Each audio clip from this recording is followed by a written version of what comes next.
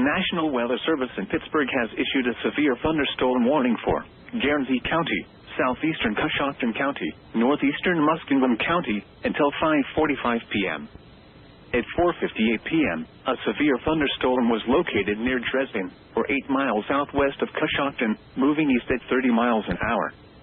Hazard, 60 miles an hour wind gusts and $half-size hail.